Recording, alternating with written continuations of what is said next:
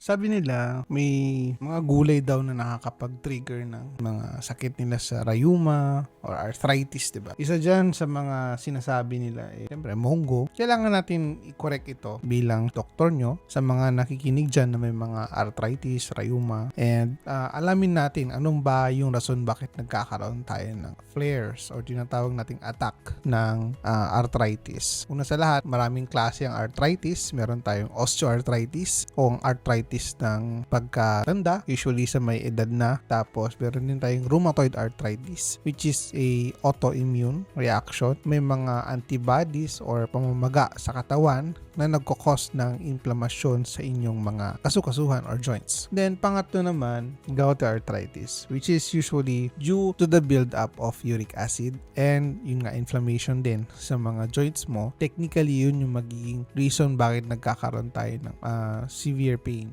No?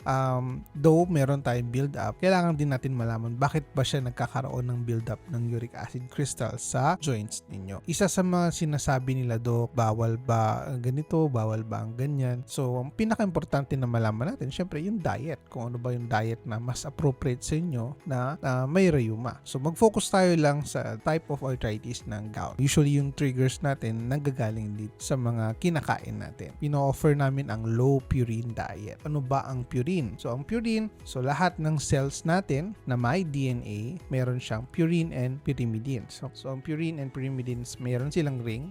Okay. They are aromatic molecules na ginagawa niya yung structure ng iyong DNA. Lahat ng cells, meron siyang composition ng DNA. Lahat ng animal cells, living things, kay mga halaman, meron din type of purines or purine ring na source. Kaya kapag kumakain ka ng karne, kumakain ka ng gulay, okay, meron added na purine to.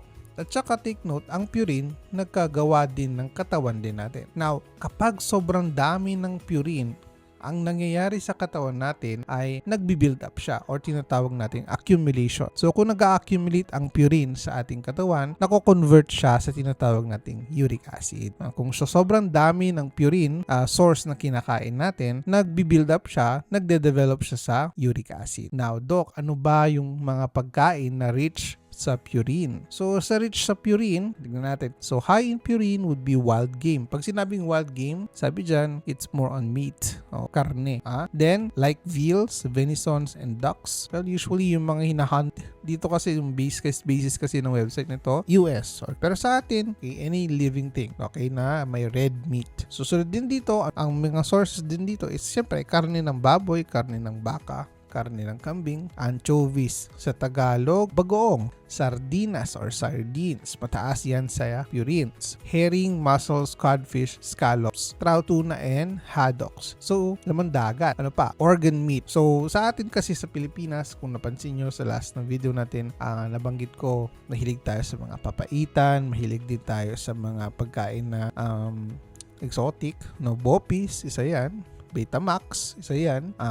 Isaw or isaw baboy, isaw manok, yon. Mahilig din tayo sa mga ganyang pagkain. Or pwede rin tinatopping sa pansit, no? Chicken liver, isa din yan sa mga delicacies na sinasama natin sa ating adventures sa mga pagkain, di ba? So yan, pwedeng magtaos ng mga purine sources ng katawan natin that maglilid din sa pag-increase ng uric acid. Now, ano pa? Food that is high in fat, red meat, fatty poultry, dark meat, and high-fat dairy products. So, fat dairy products.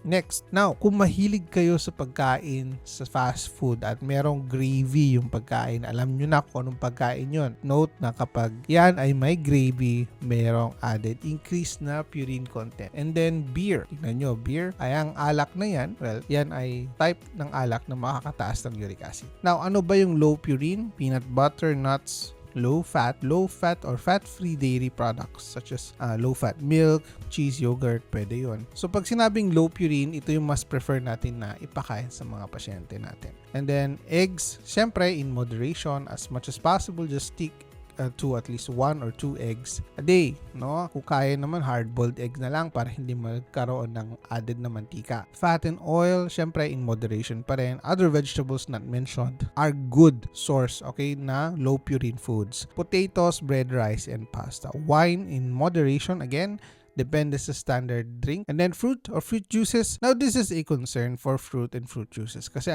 dito sa part na to, I'm not in particularly agreeing with this source kasi that should be qualified. No? Kapag let's say yung fruit juice na ito is high in fructose, yung Tetra Pak, yun din ay hindi yun pwede kasi high sucrose can also increase levels of your purine. Okay, so ayaw naman natin mangyari yun. Now, things to consider, hindi pare-pareho ang tao. So this is just a sample guide pero hindi lahat magkakapareho ng reaction dito. Mind you, yung let's say type of food na ito, pwede pa rin siya mag-trigger ng atake ng gout. Pero nasa iyo ito para malaman kung ano yung sensitive sa inyong katawan na hindi siya karoon ng discomfort sa inyong pamumuhay or lifestyle.